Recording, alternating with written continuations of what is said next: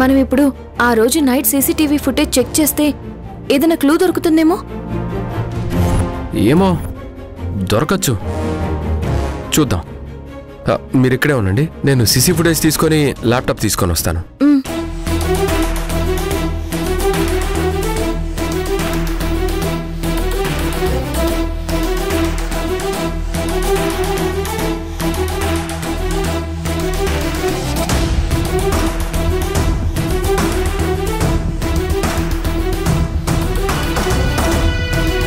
ఝాన్సీ గారు కూర్చోండి, నిల్చొనే ఉన్నారు.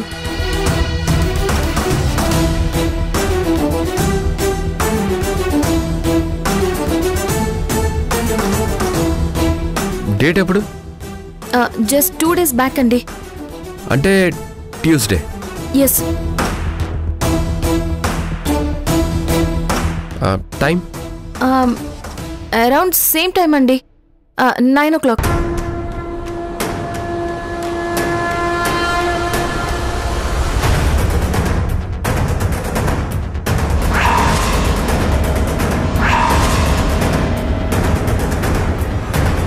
ఇదేంటి బ్లర్ అయిపోయింది? గౌతమ్ గారు మళ్ళీ ఒక్కసారి రివైండ్ చేసి చూడండి.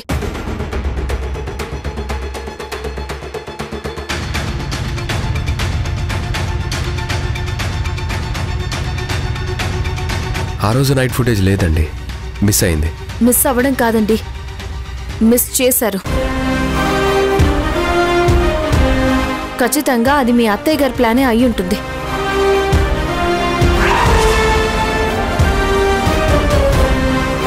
ఈ ఇంట్లో సీసీటీవీ ఫుటేజ్ మిస్ అయిందంటే బయట వాళ్ళెవరూ చేయడానికి వీల్లేదు. అలాగే ఈ ఇంట్లో వాళ్ళెవరికీ ఆ అవసరం లేదు కదా. మనం ఇలా సీసీటీవీ ఫుటేజ్ చెక్ చేస్తామని ఆవిడ ముందే ఊహించుంటారేమో.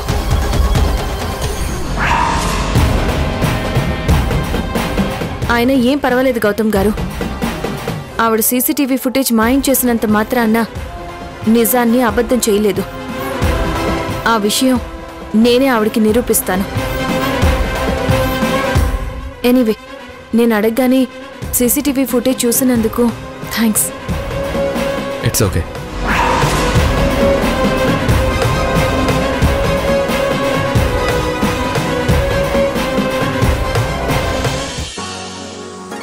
Flying in the sky, kotta kottaga, sailing in the sea, matu matuga, walking on the moon, metta mettaga, oh la la, nee valla, chuttu pakkala inni rangula, chudaleduga ninna monnila, inta lopala inni vittala, oh la la, nee valla, natara natara natanu anta nakadintara.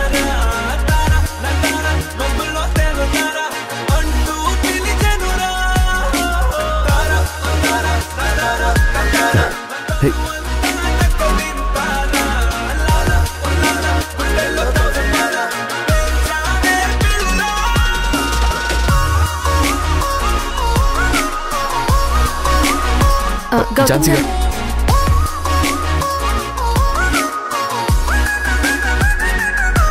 మీరేమైనా చెప్పాలనుకుంటున్నారా?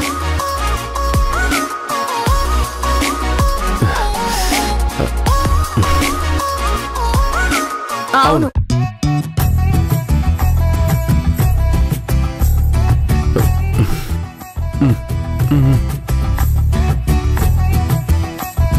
సరే మీరే చెప్పండి. లేదండి మీరే చెప్పండి. లేదండి మీరే చెప్పండి. లేదు లేదు, లేడీస్ ఫస్ట్, అందుకే మీరు చెప్పండి.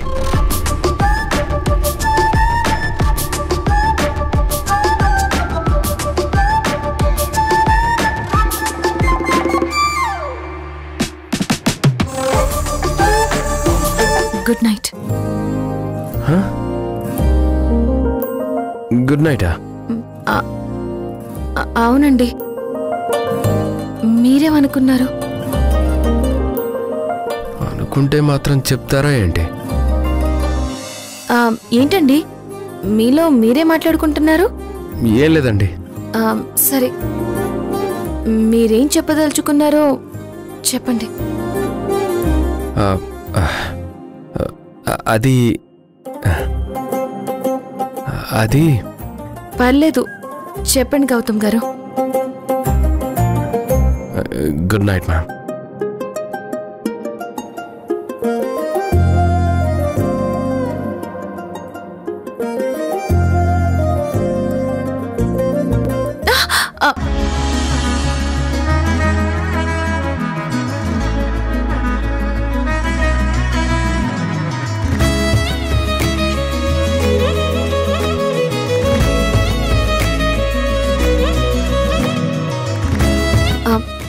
గౌతమ్ గారు, వదలండి.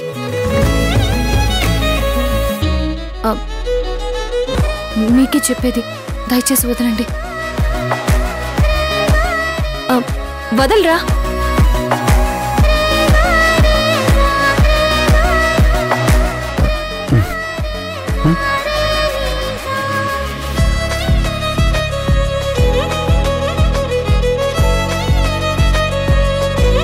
సారీ అండి. ఎంత అన్యాయం అండి. నేను చున్నీ పట్టుకొని లాగుతానని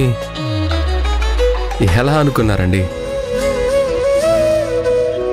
ఒకవేళ నిజంగా లాగాననుకోండి, ఏం చేసేవారు? లాగి పెట్టి కొట్టేదాన్ని. అమ్మో, వెళ్ళండి వెళ్ళండి.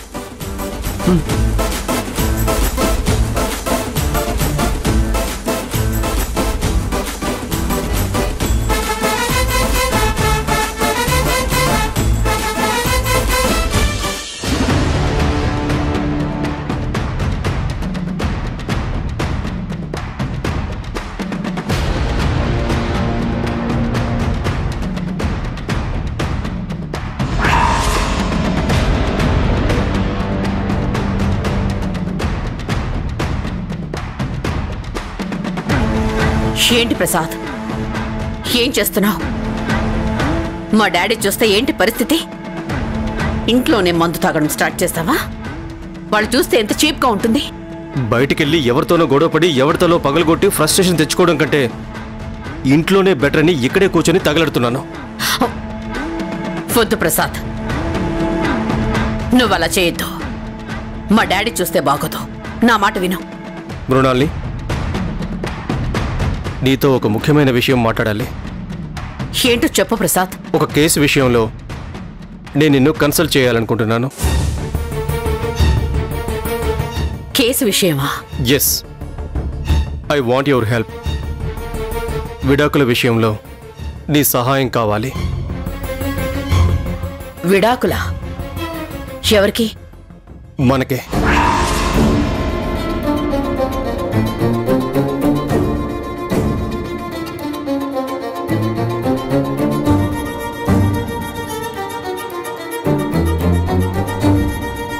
నాకు విడాకులు కావాలి మృణాల్ని. మనిద్దరం కలిసి ఉండడం కుదరదు. విడిపోతేనే నీకు నాకు మంచిది. ఇంక నీతో నేనుండలేను. ఏం మాట్లాడుతున్నావు ప్రసాద్? నాకు నువ్వు విడాకులు ఇవ్వడం ఏంటి? ఇచ్చేలా నువ్వే చేసుకుంటున్నావు. ఇక నువ్వు ఎప్పుడు డాడీ డాడీ అంటూ మీ డాడీ చుట్టే తిరుగుతూ ఉండు.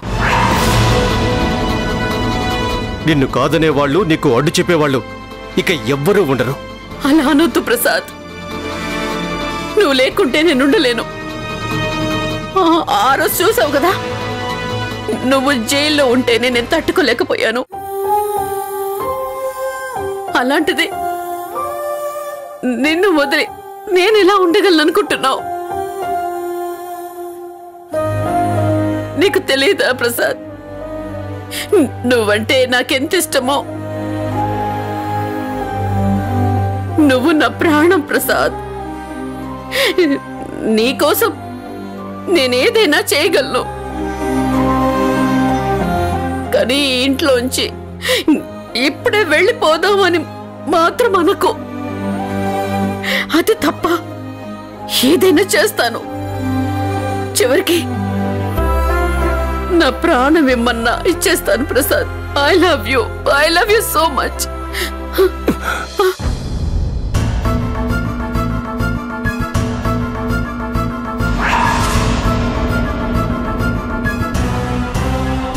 ఇప్పుడు నేను నీ ప్రేమను ఎంజాయ్ చేసే మూడ్లో లేను. అసలు నీలాంటి ఆడది పెళ్లి చేసుకోకుండా ఉంటే మంచిది, అంతేగాని పెళ్లి చేసుకుని నాలాంటి వాడిని నలుగురిలో నవ్వుల పాలు చేయకూడదు. ప్రసాద్, నువ్వెంత సీరియస్ అయినా, నువ్వు ఎంత ప్రేమను చూపించినా నా నిర్ణయం మారదు.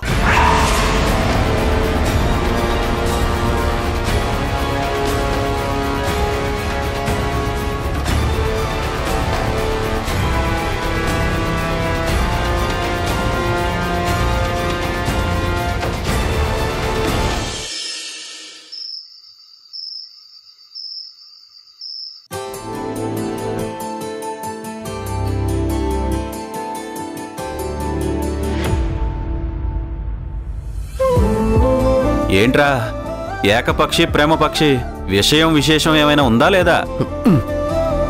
అంటే నన్ను చివరికి ఏకపక్ష ప్రేమపక్షం చేసావన్నమాట. మరి నేనేం చేయాలరా? ధైర్యంగా ఒక అడుగు ముందుకేసి ఝాన్సీకి నీ ప్రేమని చెప్పమంటే నువ్వు చెప్పవు. పోనీ ఆ అమ్మాయి అయినా నీకు ప్రపోజ్ చేస్తుందా అంటే అది జరగదు. ఇంకెలారా మీ ఇద్దరి మధ్య ప్రేమ కథ మొదలయ్యేది? ఆ కథ ఎలా ముందుకెళ్లేది నువ్వే చెప్పరా. అది కాదు బాబాయ్. ఏది కాదురా బాబు, ఏది కాదు? నేనేమో నీకు ఐడియాల మీద ఐడియాలు ఇస్తూనే ఉన్నాను, కానీ నువ్వు మాత్రం చెప్పినప్పుడు చేసినట్లే మాట్లాడతావు. తర్వాత చూస్తే మళ్ళీ మొదటకే వస్తావు. ఇంకెప్పుడురా నువ్వు ప్రపోజ్ చేసేది? అంటే బాబాయ్, ఝాన్సీ ప్రస్తుతం కోర్టు కేసులని కొంచెం టెన్షన్లో ఉంది కదా. ఇలాంటి టైంలో ప్రేమ గీమా అంటే తను ఫీల్ అవ్వచ్చు కదా, హర్ట్ కూడా అవ్వచ్చు. నా మీదున్న మంచి ఒపీనియన్ కూడా పోవచ్చు కదా. అందుకే చెప్పలేకపోతున్నాను బాబాయ్. అరే, అయినా వృత్తిలో ఉన్న టెన్షన్స్కి మనసులో ఉన్న ఫీలింగ్స్కి ముడి పెడతావేంట్రా? నానా గౌతమ్, మీరిద్దరూ చాలా కేసుల్లో కలిసి ట్రావెల్ చేస్తున్నారు. అప్పుడే ఏదో ఒక మంచి సిచ్యువేషన్ చూసుకుని తనకు దగ్గరవడానికి ప్రయత్నించరా. అంతేకాని నీ మనసులో లేనిపోని భయాలు పెట్టుకోవద్దురా, సరేనా? లవ్ కదా బాబాయ్, అందుకే ధైర్యం చేయలేకపోతున్నాను. నేను చెప్పేది కూడా అదేరా. ఇప్పుడు నువ్వు డేర్ చేయకపోతే లవ్ లైఫే ఉండదు అంటున్నాను. సిచ్యువేషన్ దొరక్కపోతే క్రియేట్ చేసుకోరా. అందుకే ఒక పెగ్గు వేయరా, ఐడియాలన్నీ తన్నుకొస్తాయంటే నువ్వేమో వినవు. సరే చూద్దాం బాబాయ్, నువ్వు చెప్పింది ఫాలో అవుతాను. అవునా? అయితే వెళ్ళి మందు బాటలు తీసుకురానా? బాబాయ్ అలా అంటావేంట్రా? ఇప్పుడే అన్నావు కదా నువ్వు చెప్పింది ఫాలో అవుతాను అని. అందుకే ఇప్పుడే ఓ సిప్పు వేయరా. బాబాయ్, నేను అన్నది పెగ్ విషయంలో కాదు, లవ్ విషయంలో. అర్థమైందా బాబాయ్? రోజు రోజుకి నువ్వు నాకు లవ్ గురులా కనిపిస్తున్నావు. అరే, ఎక్స్పీరియన్స్తో చెప్తున్నాను రా గౌతమ్, నా మాట నోట్ చేసుకో. ప్రేమ విషయంలో అస్సలు లేట్ చేయకూడదురా. లేట్ చేశామే అనుకో, ఇంకెవరో వచ్చి మనకు కావాల్సిన వాళ్ళని తన్నుకుపోతారు, లేదంటే ఎవరో వచ్చి నిన్నే తీసుకుపోవచ్చు. బాబాయ్, నీకు అప్పుడెప్పుడో లవ్ స్టోరీ ఉందన్నావు కదా, నువ్వప్పుడు వెంటనే చెప్పేశావా లేదా లేట్ చేసావా? నేను నీలాగా లేట్ చేసేవాడిని కాదురా రేయ్, దూసుకుపోయే టైపు. వెంటనే చెప్పేశాన్రా. అవునా? ఎలా ప్రపోజ్ చేసావు బాబాయ్? అది ఒక వర్షం కురిసిన పగలు. అప్పటికి మా చూపులు కలిశాయి, ఆ మనసులు కూడా కలిశాయి. కానీ మనసులో మాట బయటికి చెప్పుకోలేదు. కానీ ఆ రోజు ధైర్యం చేశాను. తను అలా వస్తూ ఉంది, నా కళ్ళల్లో కళ్ళు పెట్టి ఇలా చూస్తూనే ఉంది. నేను కూడా అలాగే చూస్తూ ఉన్నానురా. ఆ పక్కనే ఒక రోజా మొక్కుంది, దానికున్న పువ్వుని కోశానురా. ఇలా మోకాళ్ళ మీద వంగాను, ఇలా ఇచ్చాను, ఐ లవ్ యూ, నువ్వు లేకుండా నేను లేను Janu Janu Janu, I love you Janu Janu అన్నాన్రా. నన్ను కాకుండా అక్కడెక్కడో చూస్తావేంట్రా? జాను ఎవరు?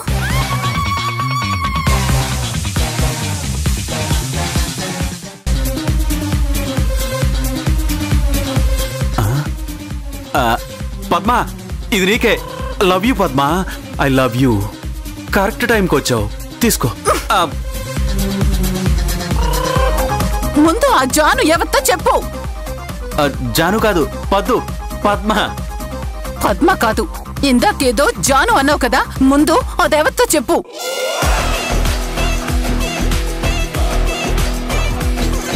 గౌతమ్, నీకు తెలుసా? లేదు పిన్ని. పద్మ, వాడిని అడుగుతావు ఎందుకే? వాడికేం తెలుసని? అయితే మీరే చెప్పండి. చెప్తున్నాను కదా, నువ్వే సరిగా విన్నట్టుగా ఉన్నావు. అరే గౌతమ్, బాయ్ రా. ఏమండి, అదెవరితో చెప్పండి.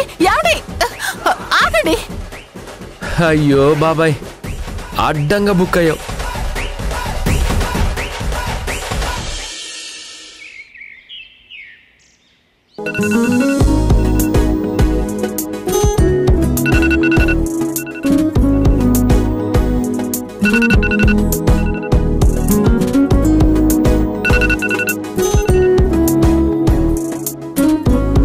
Good morning darling. అప్పుడే లేచావా?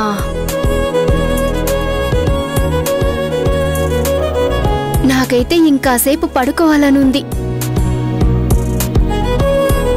రాత్రి నీకు ముచ్చట్లు చెప్తూ లేటుగా పడుకున్నాను కదా, అందుకే. ఏయ్, ఏంటి అలా చూస్తున్నావు? తినేస్తావా ఏంటి నన్ను? నువ్వలా చూస్తుంటే ఎంత ముద్దొస్తున్నావో తెలుసా?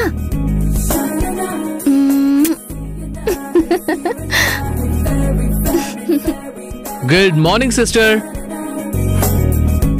ఏంటి, ఏం చేస్తున్నావు? ఏయ్, ఏంట్రా, సెన్స్ లేదా? రూమ్ లోకి వచ్చినప్పుడు డోర్ కొట్టి రావాలని తెలీదా? అదేంటి కొత్తగా రూల్స్ పెడుతున్నావు? ఇంతకు ముందంటే నేను ఒక్కదాన్నే, ఇప్పుడు ఇద్దరం. అబ్బో, ఆలు లేదు చూలు లేదు, కొడుకు పేరు సోమలింగం అన్నట్టు నీ పిచ్చి పరాకాష్ఠకు చేరిపోతోంది. పిచ్చి కాదు బ్రో, ప్రేమ. అవునా? ఎంతవరకు వచ్చిందేంటి మీ లవ్ స్టోరీ? ఎల్బీ నగర్ నుంచి మియాపూర్ దాకా వచ్చింది. అయితే బానే నడుస్తుందన్నమాట. హా, నడవటం కాదు, మెట్రో స్పీడ్ లో పరిగెడుతోంది. కాకపోతే ఆ అబ్బాయి గారు కొంచెం టఫ్ గా ఉన్నాడు, రెస్పాండ్ అవ్వట్లేదు, దేనికి ఎగ్జైట్ అవ్వట్లేదు. నువ్విలా రూమ్లోనే ఉంటూ కలలు కంటూ ఉంటే ఎలా ఎగ్జైట్ అవుతాడు? ఏదోడు చేయాలి కదా. నేను చెయ్యాల్సిందంతా చేస్తూనే ఉన్నాను బ్రో. మొన్న తనకిష్టమైన ఫుడ్ ఐటమ్స్ ఏంటో కనుక్కొని సరాసరి పోలీస్ స్టేషన్కే భోజనం పంపించాను. అవునా? ఇదంతా ఎప్పుడు చేసావు? చేశాన్లే, నిన్నేమో తన ఫోటోని స్కెచ్ వేసిచ్చాను. అవునా? నువ్వే డైరెక్ట్గా వెళ్ళిచ్చావా?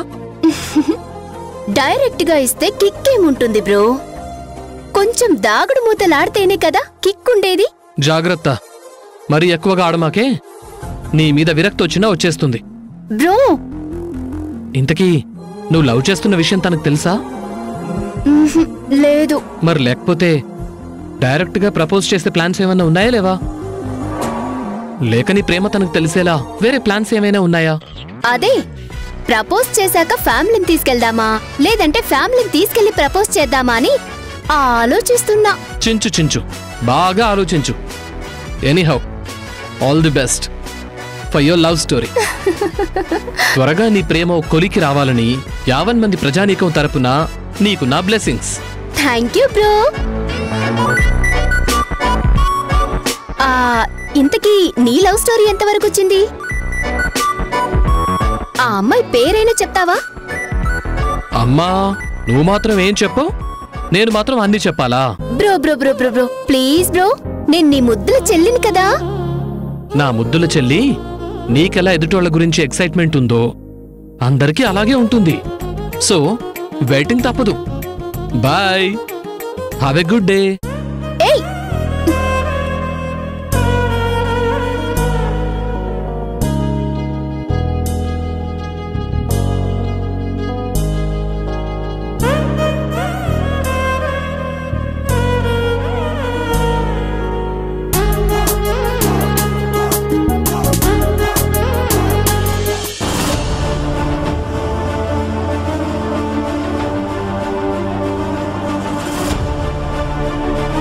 నమస్తే మేడం. నమస్తే, కూర్చోండి.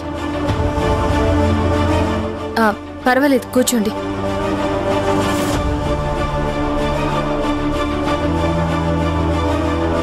చెప్పండమ్మా, ఎందుకు వచ్చారు? నా పేరు దుర్గా. తను నా చెల్లెలు భవానీ. మా నాన్నకి 3 సంతానం. మా ఇద్దరితో పాటు ఒక అబ్బాయి. తను మాకన్నా పెద్దవాడు. మా నాన్నకి 2 ఇళ్లున్నాయి. మా ముగ్గురికి పెళ్లిళ్లు చేసిన తర్వాత ఒక ఇల్లు మా అన్నయ్యకి రాసిచ్చాడు. మరో ఇల్లు మా ముగ్గురికి వాటాలుగా పంచుకోమని రాసిచ్చాడు. కాకపోతే పేపర్స్ మాత్రం మా నాన్న పేరు మీదే ఉన్నాయి. మీ నాన్నగారు చాలా మంచివారిలా ఉన్నారు. అవును మేడం, మా నాన్న చాలా మంచివాడు. కానీ మా అన్నయ్యే మమ్మల్ని ఇబ్బంది పెడుతున్నాడు. ఏమైంది? మా నాన్న 10 ఏళ్ల కిందటే చనిపోయాడు. మా నాన్న చనిపోయిన 5 ఏళ్ల తర్వాత మా ముగ్గురి పేరు మీద రాసిచ్చిన ఇంటి ముందు నుంచి హైవే రోడ్డు శాంక్షన్ అయింది. ఒక్కసారిగా అక్కడున్న స్థలం రేట్లు, ఇళ్ల రేట్లు చాలా పెరిగిపోయాయి. మా అన్నయ్య మాకు చెప్పకుండా ఆ ఇంటిని తన పేరు మీద రిజిస్ట్రేషన్ చేయించుకున్నాడు. అదెలా సాధ్యం? మీ అమ్మ సంతకం పెడితేనే కదా రిజిస్టర్ అయ్యేది. మా అమ్మ మా అన్నయ్య దగ్గరే ఉంటుంది. మా అమ్మకి మాయ మాటలు చెప్పి తనతో సంతకం చేయించుకున్నాడు. మా నాన్న రాసిచ్చిన కాగితం ఇదే మేడం.